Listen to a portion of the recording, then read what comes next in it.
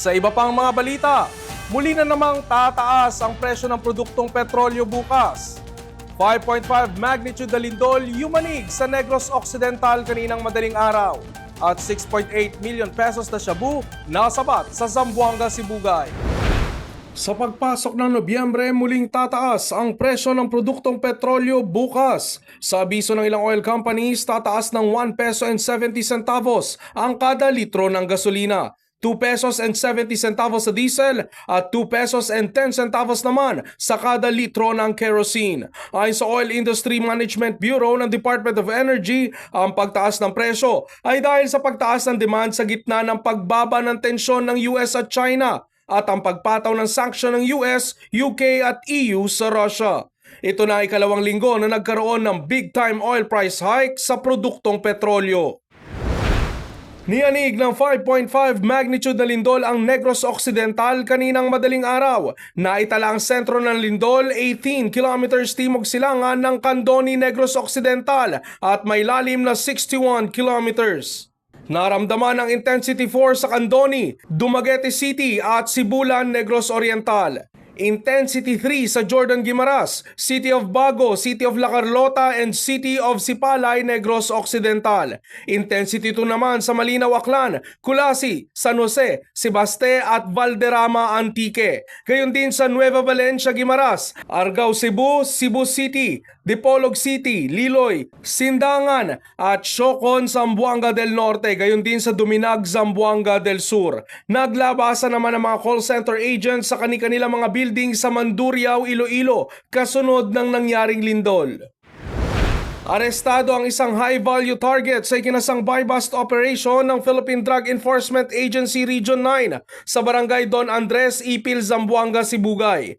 Kinilala ang suspect na si alias Boy Blue na isang high-value target sa rehiyon dahil sa pagbebenta ng iligal na droga. Nakuha sa suspect ang 10 pakete ng hinihinalang shabu at tinatayang 1 kilo na may halagang 6.8 million pesos. Maharap ito sa kaso laban sa Comprehensive Dangerous Drugs Act of 2002.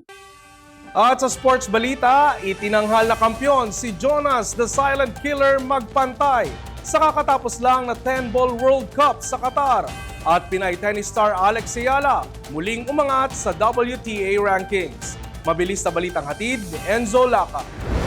Bago nakuha ng Tubong Bansud Oriental Mindoro ang kampyonato ay tinahak muna nitong mahirap na sitwasyon kung saan natalo ito ng 4 na beses sa qualifiers. Pero nakatakda talaga para sa Pinoy QRTs ang manalo dahil nakuha nito ang huling spot sa qualifiers base sa point system. Tinalo rin ito ang kapwa Pinoy na si Carlo Biado sa kanilang laban. Nakatapat ni magpantay sa final si Shimon Corral ng Poland at tinalo sa score na 39 para makuha ang kampyonato. I feel great. I can beat now. Even in myself, I couldn't believe I can beat him, but I did. It means a lot for me because first time I joined here in Qatar, nobody knows me. Yeah, so I feel great to all my family and to all my supporters. Thank you so much. It's a big thing for me that you guys still there. Another career high para kay Pinay tennis star Alex Ayala dahil muling umangat ang WTA ranking nito sa 50th spot sa magandang laban na ipinakita nito sa Hong Kong Open. Meron din itong 40-26 win-loss record at kabuoang prize money na mahigit $900,000. Samantala, kinumpirma rin ng dalaga na plano niyang sumabak sa SEA Games sa Thailand sa susunod na buwan.